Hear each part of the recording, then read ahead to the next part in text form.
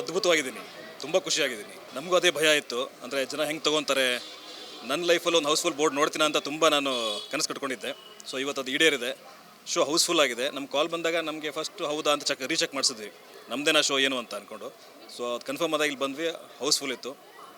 ಇತ್ತೀಚಿನ ದಿನಗಳಲ್ಲಿ ಅದೇ ನೀವು ಹೇಳಿದಾಗೆ ಹೌಸ್ಫುಲ್ ನೋಡೋದು ತುಂಬ ಕಷ್ಟ. ಜನ ಥಿಯೇಟ್ರಿಗೆ ಬರಲ್ಲ ಅಂತ ಹೇಳ್ತಾ ಇದ್ದಾರೆ. ಅದರಲ್ಲಿ ಹೌಸ್ಫುಲ್ ಹೋಗ್ತಾ ಇದೆ ಅಂತಂದರೆ ಸಿನಿಮಾದಲ್ಲಿ ಕಂಟೆಂಟ್ ಇದೆ, ಸಿನಿಮಾಗೆ ದಮ್ ಇದೆ, ಸೊ ಕೂರಿಸೋ ಕೆಪಾಸಿಟಿ ಇದೆ ಅಂತ ಅರ್ಥ. ಅದು ಕೇಳಿಸ್ಕೊಂಡೆ ಆಡಿಯನ್ಸೇ ಬಂದು ಜನಕ್ಕೆ ಕರೀತಾ ಇದ್ದಾರೆ, ಬನ್ನಿ ಸಿನಿಮಾಗೆ, ಗೆಲ್ಲಿಸಿ ಸಿನಿಮಾನ ಅಂತ. ಸೊ ಅದು ಏನಕ್ಕೆ ಕಾರಣ ಅಂತಂದರೆ ಜನಕ್ಕೆ ಸಿನಿಮಾ ಮೇಲಿರೋ ಪ್ರೀತಿ. ಅದು ಒಂದು ಒಳ್ಳೆ ಸಿನಿಮಾ ಸೋಲಕ್ಕೆ ಬಿಡಬಾರ್ದು ಅನ್ನೋ ಕಾರಣಕ್ಕೆ ಅವರೇ ಹೇಳ್ತಾ ಇದ್ದಾರೆ, ಬೇರೆ ಜನಕ್ಕೆ ಬನ್ನಿ ಸಿನಿಮಾನ ಗೆಲ್ಲಿಸಿ ಅಂತ. ಅದು ನಾನು ಕೇಳಿ ನಂಗೆ ತುಂಬ ಖುಷಿ ಆಯ್ತು ಆ್ಯಕ್ಚುಲಿ.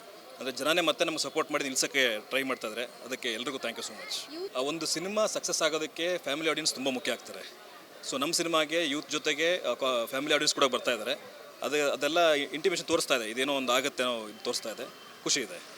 ಅದು ಧಾರಾವಾಹಿ ಪ್ರಭಾವ, ಇನ್ನೊಂದು ಈ ಚಿತ್ರದಲ್ಲಿ ನನ್ನ ಪಾತ್ರ ಎಲ್ರಿಗೂ ತುಂಬ ಇಷ್ಟ ಆಗುವಂಥ ಪಾತ್ರ. ಅದು ಎಲ್ರಿಗೂ ಒಂದು ಕನಸಿರುತ್ತೆ, ಈ ಥರ ಒಬ್ಬ ಗಂಡ ಇರಬೇಕು, ಅಥವಾ ಈ ಥರ ಒಬ್ಬ ಹುಡುಗ ಇರಬೇಕು, ಈ ಥರ ಒಬ್ಬ ಮಗ ಇರಬೇಕು ಅಂತ ಎಲ್ರಿಗೂ ಆಸೆ ಇರುತ್ತೆ. ಆ ಕ್ಯಾರೆಕ್ಟರ್ ನಾನು ಪ್ಲೇ ಮಾಡಿರೋದ್ರಿಂದ ಅದು ಎಲ್ರಿಗೂ ಇಷ್ಟ ಆಗಿ ತುಂಬ ಹತ್ತಿರ ಆಗ್ತಾ ಇದ್ದಾರೆ. ನನ್ನ ನಿಜ ಜೀವನದಲ್ಲೂ ತುಂಬ ತಾಳ್ಮೆ ಇದೆ ಆ್ಯಂಡ್ ಸಿನಿಮಾದಲ್ಲೂ ಇದೆ. ಸೊ ಎಲ್ಲರೂ ತಾಳ್ಮೆ ಇಟ್ಕೊಳ್ಳಿ, ಜೀವನದಲ್ಲಿ ಸಕ್ಸಸ್ ಸಿಗುತ್ತೆ.